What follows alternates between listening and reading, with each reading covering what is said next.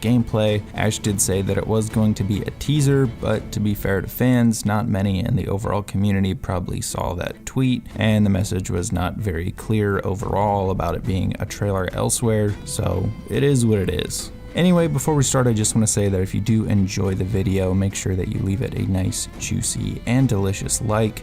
And if you want more content like this, then make sure you subscribe to get more videos just like this one. So let's talk about some of these takeaways, and like I said, this trailer was pretty quick.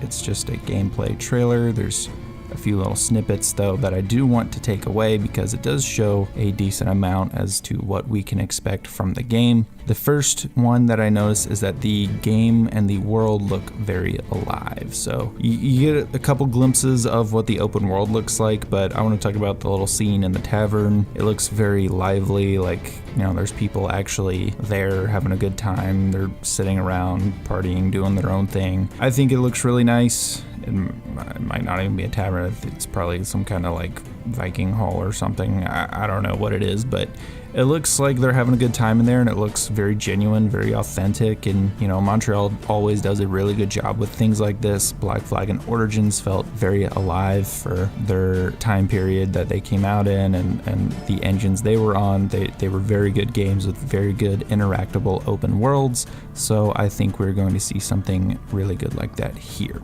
Next up, we do get a bit of a look at the raids, and they seem very intense and like they're going to be a lot of fun. Now, of course, hopefully when we see actual full-on gameplay of this game, we get to see a raid and what those might be like, because it seems like they're going to be a good bit of fun and one of the things that is going to be probably a fan favorite. I mean, you get to build up your raiding party and go on these raids and get resources for your settlement and things like that. I think they're going to be a very integral part of the game, and I think a lot of people are going to enjoy those. But like I said, we didn't get to see a ton in this trailer.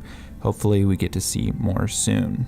Next up is we get a glimpse at Eivor's tattoos, which I think is actually more of a hint at just the overall customization and how much freedom we're going to have to customize Eivor, whether it's male Eivor, female Eivor, or what armor. We know tattoos are customizable, hair is customizable. There's going to be a lot of different options to be able to customize Eivor to how we want him or her to look. So I think that's all this is. I mean, it's cool to see, oh, he's got tattoos, but we can customize those. Pretty sure one of the pre-order bonuses is a tattoo pack, so that should be cool, I guess. Next up is going to be Stonehenge and other ancient sites, one of AC's strongest points, and especially one that Montreal makes a great note of, but most of the games do this really well in general, and that's just making things in the world of the protagonist seem ancient to them, and that adds another layer of mystery to the player, because that means if the protagonist isn't totally familiar with the world that he's in and it's mysterious to the protagonist, it kind of breaks a fourth wall in that way to where it's even more mysterious to the player, and it just gives you a reason to want to keep exploring, because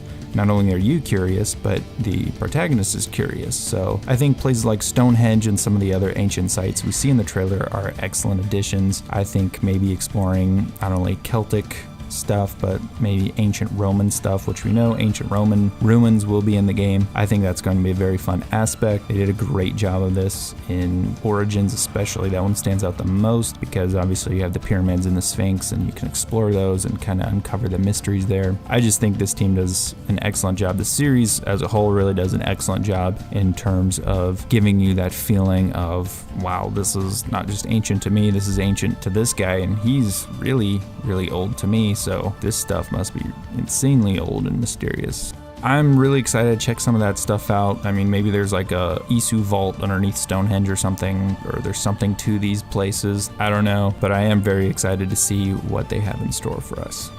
The last point I want to make, and probably the most obvious one, is that the game just looks beautiful. Now, this minute-and-a-half trailer that we got is the only actual gameplay and what the game looks like that we have. Obviously, the CGI trailer might represent what the game may be about, but it doesn't show what the game actually looks like and what it is. And being able to finally see some gameplay, it just looks stunning. Assassin's Creed always does well with making their worlds look beautiful, but this one on the next gen graphics engine and everything, it looks really like it has that extra layer to it, and I'm really excited to see actual gameplay of it so we can see just how good it really looks. I'm really excited just to see more. This 1.5-minute teaser trailer, it was nice because we actually see something, but I just want to see even more.